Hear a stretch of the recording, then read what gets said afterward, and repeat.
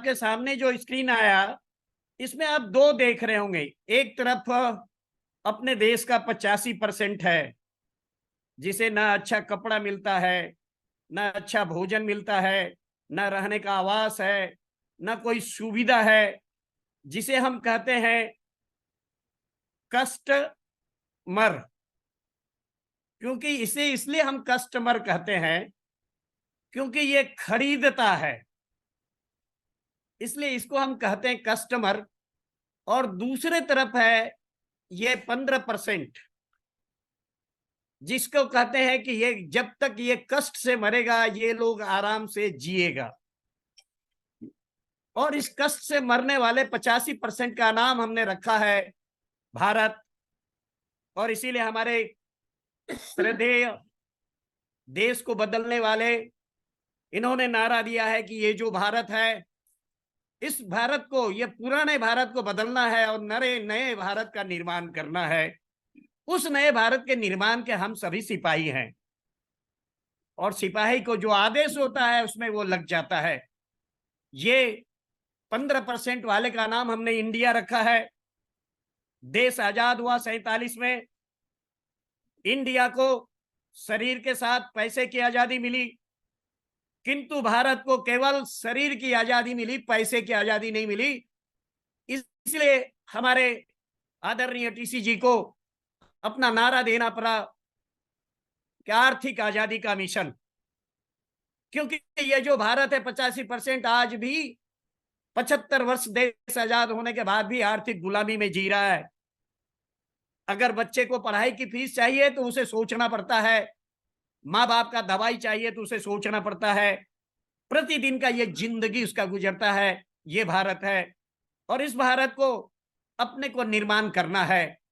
तो ये जो कस्टमर है, जो खरीदता है, वो कौन कौन है, वो हम आपको दिखाना चाहते हैं। ये पहला है, ये पहला जो है वो है लेबर क्लास, जिसको कहते हैं। ये पहले देख लें आप कि ये 15% वाले क्या करते हैं, 1 2 का 4 करते हैं और कभी 4 2 का 1 करते हैं। और इसी में हमारा समाज भारत जो है उलझा हुआ रहता है, इस इंडिया के चक्कर में फंस के आज तक इसे बहुत जिल्लत की जिंदगी जीनी पड़ रही है। इसी से मुक्ति तो आरसीएम दिलाने का ठेका लिया है और उसी में हम सबको तो जूझना है। इस देश को नए भारत का निर्माण करना है। ये जो कस्टमर है, वो कौन कौन सा व्यक्ति कस्टमर है 85% में, वो हम आपको दिखाना चाहते हैं। पहला है लेबर, जो मजदूरी करता है। ये इसकी हालत सुधरती क्यों नहीं है? क्यों ये लेबर सब दिन लेबर रहता है? एक तो पहला सबसे बड़ा गलती इसकी है कि इसकी सोच बदलने की जरूरत है। अगर ये सोच नहीं बदलेगा तो सितारा कैसे बदलेगा? ये जो लेबर है ये 8 घंटा काम करता है। ये सारे जो परिवर्तन है वो इसी पे ध्यान लगाने से होगा, क्योंकि ये 8 घंटे के बाद अपने आप को रेस्ट आवर में लेके चले जाता है। फिर काम करने को इसका जी नहीं करता है, ये काम भी नहीं करना चाहता है। तो ये काम भी कम करता है, 8 घंटा करता है। दूसरा, इसकी पूंजी भी कम लगती है। लेबर का हथियार ही क्या है? टोकरी, कुदाली, खुरपी। और इसमें जो उसका पूंजी लगता है वो बहुत कम लगता है, 500 से 1000 रुपये के बीच ये पूंजी लगा सकता है, और इसके पास पूंजी है ही नहीं। और तीसरा, इसीलिए इसकी मजदूरी, इसकी इनकम जो होती है वो 2 4 500 के बीच ही फंसा रह जाता है और इसकी जिंदगी कष्ट में गुजरती है। क्योंकि ये कमा करके लेबर जब पैसा लेके जाता है तो खरीदता है, और जहां खरीदने जाता है वो इसका नाम रखा है कष्ट मर। क्योंकि जब तक ये कष्ट से मरेगा तभी वो आराम से जिएगा।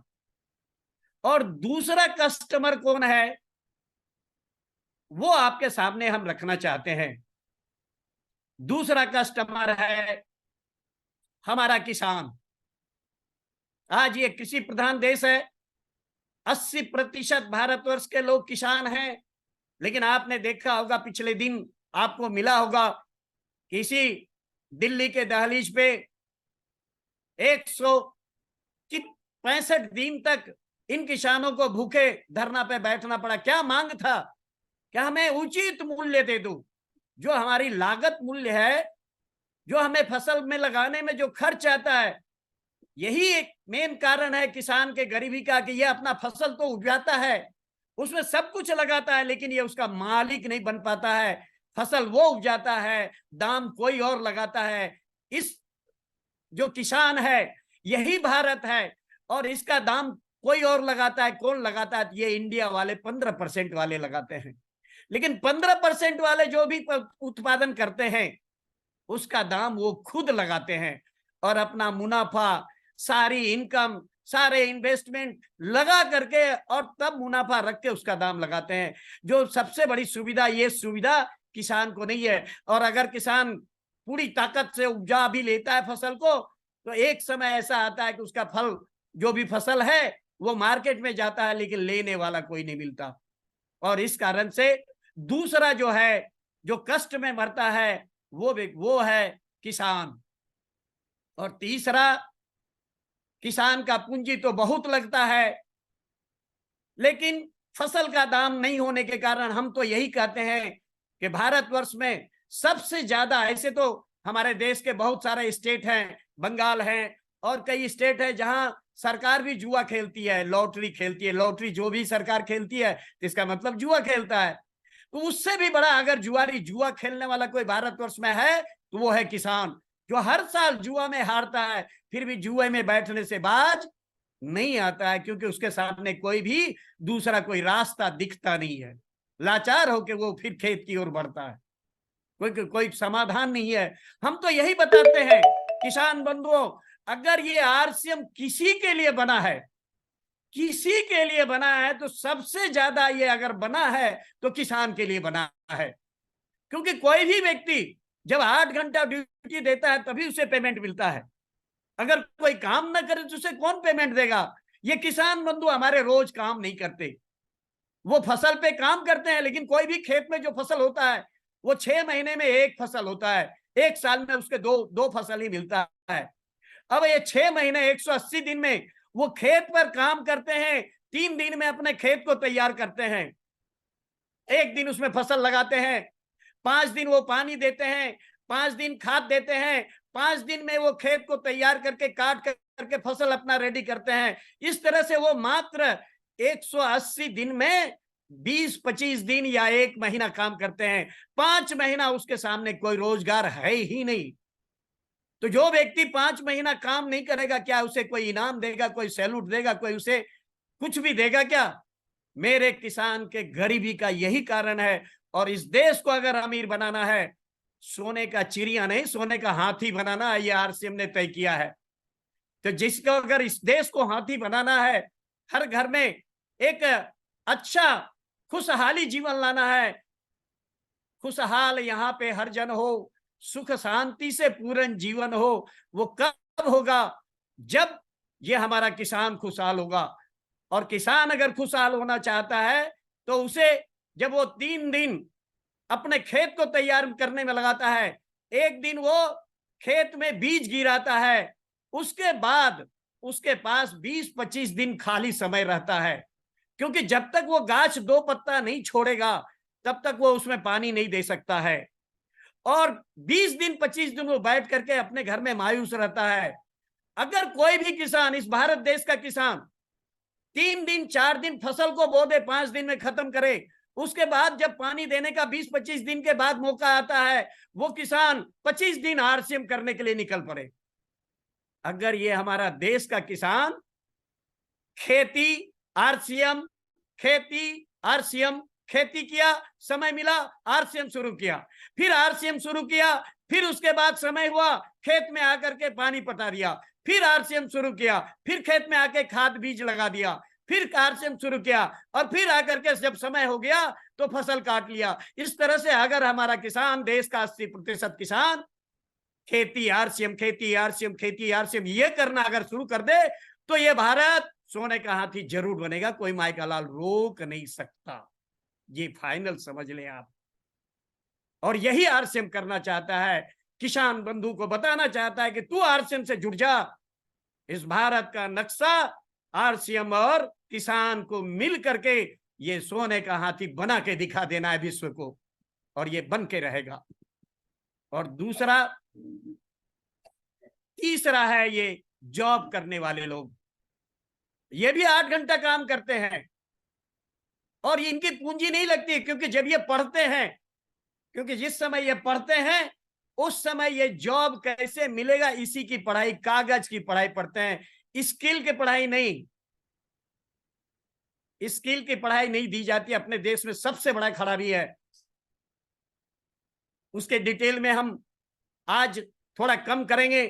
ये जो हमारे जॉब करने वाले बंधु हैं, इनकी इनकम, ये भी 8 घंटा काम करते हैं। 8 घंटे के बाद अपने आप को सेफ जोन में लेके चले आते हैं कि अब हमें क्या है, क्योंकि वो रोटी से ऊपर उठना नहीं चाहते। वो 10,000, 15,000, 20,000 जो भी, क्योंकि ये 85% समाज नौकरी को भगवान समझते हैं। लेकिन प्रतिदिन जब ये 1 तारीख को पेमेंट उठाते हैं, 10 तारीख तक तो इनका बड़े मस्ती में चलता है, और 10 तारीख के बाद फका कसी शुरू होता है। और उस समय अगर दूध वाले आ जाए तो ये उनको कहते हैं 1 तारीख। अगर कोई मास्टर का पैसा देने की बात आ जाए तो उसको बोलते हैं 1 तारीख। अगर कपड़ा साफ करने वाले आ जाए तो 1 तारीख। इसके जीवन में केवल 1 तारीख याद रहता है।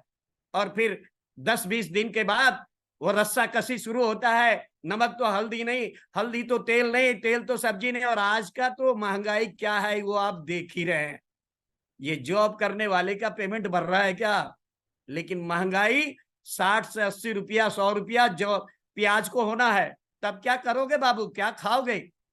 क्योंकि ये सबसे बड़ा देश में प्रॉब्लम है, महंगाई। और महंगाई उसे दिखाई पड़ता है जो कमाई के ऊपर ध्यान नहीं लगाते हैं। जो लोग महंगाई को देखेगा उसको कभी कमाई नहीं होगा। आरसीएम वाला कभी महंगाई को देखा है क्या?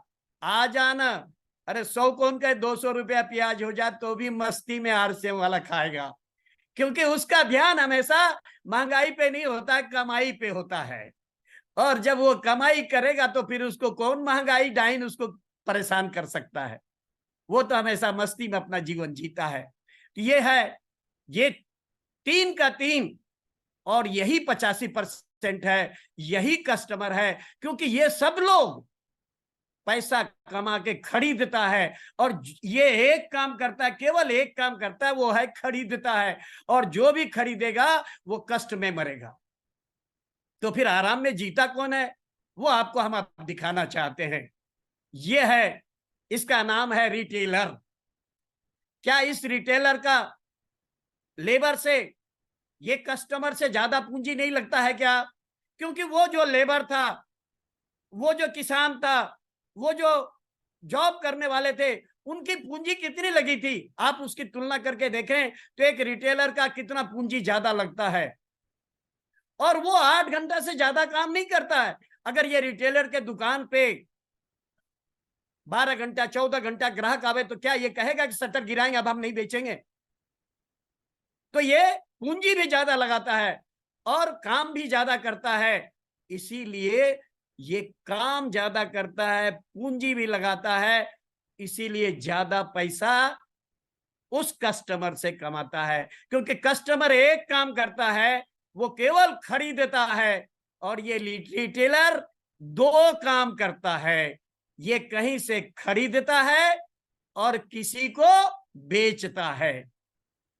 ये 2 काम करता है, खरीदता है और बेचता है। इससे मतलब है कि जिसको पैसा ज्यादा कमाना है तो उसको 2 काम करना होगा। अगर वो अपनी जिंदगी को बदलना है तो उसको 2 काम करना होगा, खरीदना होगा और बेचना होगा। यही तो आरसीएम कह रहा है आपसे हाथ जोड़ करके, बाबू, अरे बाबू आजा और आरसीएम से सामान खरीद, और अपने समाज को अमीर बनाने के लिए उसके पास जाके बेच। खरीदना है और बेचना है, 2 ही काम तो करना है। और ये 2 काम करता है रिटेलर, इसीलिए वो कस्टमर से ज्यादा कमाता है। अब आपके सामने आ रहा है जो इससे भी ज्यादा कमाता है, उसका नाम है होलसेलर। ये कस्टमर होलसेलर इससे ज्यादा कमाता है। क्यों ज्यादा कमाता है? क्योंकि ये पूंजी भी उससे ज्यादा लगाता है और उससे ज्यादा दिमाग लगाता है और ये काम भी ज्यादा करता है। देखने में लगता है कि आराम कर रहा है, लेकिन इसकी खोपड़ी हमेशा, इसका मस्तिष्क चलता रहता है। और ये होलसेलर रिटेलर से इसलिए ज्यादा कमाता है क्योंकि रिटेलर के पास जो भी ग्राहक है, जो भी कस्टमर है, उस फिक्स नहीं है। आज कोई ग्राहक आया तो कल आएगा, इसकी कोई गारंटी नहीं है। वो 2 ही काम करता है, लेकिन ये होलसेलर 3 काम करता है। वो ये भी सामान खरीदता है और बेचता है। ये सबको, कस्टमर को नहीं बेचता है, ये जब भी बेचता है रिटेलर को बेचता है।